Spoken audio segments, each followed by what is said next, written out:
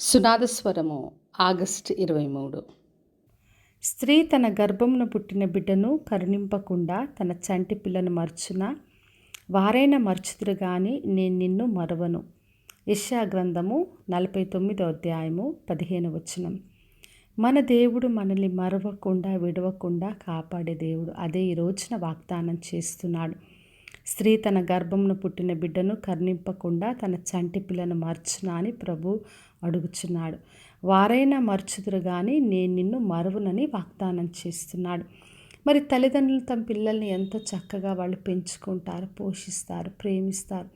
అయితే కొన్నిసార్లు వారైనా విడిచిపెట్టవచ్చు, కానీ దేవుడు విడవకుండా మరి కాపాడి సహాయం చేసే దేవుడు.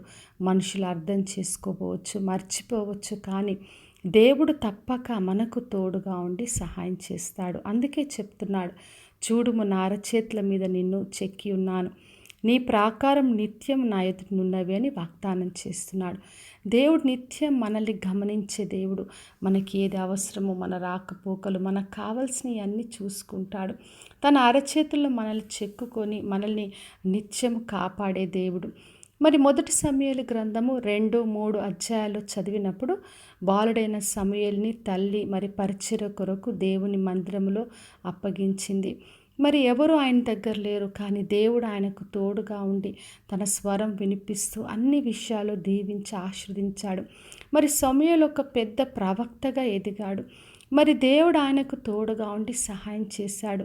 ఒకవేళ తల్లిదండ్రులు విడిచిపెట్టినా మర్చిపోయినా దేవుడు మనల్ని మరువడు, విడవకుండా సహాయం చేసే దేవుడు. అందుకే హెబ్రీయులకు రాసిన పత్రిక 13వ అధ్యాయం 5వ వచనం రాయబడింది, ప్రభు నాకు సహాయకుడు, నేను భయపడను అని. మరి మన ప్రభు మనకు సహాయకుడుగా ఉన్నాడు కాబట్టి ధైర్యంతో, విశ్వాసంతో ముందు కొనసాగాలని ప్రభు కోరుతున్నాడు. ఎందుకంటే ఆయన మనల్ని విడవక ఎడబాయక కాపాడే దేవుడు. నిత్యం మనకు తోడుగా ఉండి తన అరచేతుల మీద చెక్కుకొని నడిపిస్తాడు. కాబట్టి నా ప్రియ సహోదరి సహోదర, ఈ రోజున ఎవరు మర్చినా ఎవరు విడిచిపెట్టినా దేవుడు విడవక ఎడబాయక కాపాడుతాడు. కాబట్టి విశ్వాసంతో ఆయన ఆశ్రయిద్దాం. మన దేవుడు మనకు తోడుగా ఉన్నాడు, ప్రభు నాకు సహాయకుడని ధైర్యంతో ఆయన కృపలో ముందుకు కొనసాగుదాం. ప్రార్థన చేసుకుందాం. పరలోకమందున్న మా తండ్రి, మా దేవ, ఈరోజు ఇచ్చిన వాగ్దానం కొరకే వందనాలు.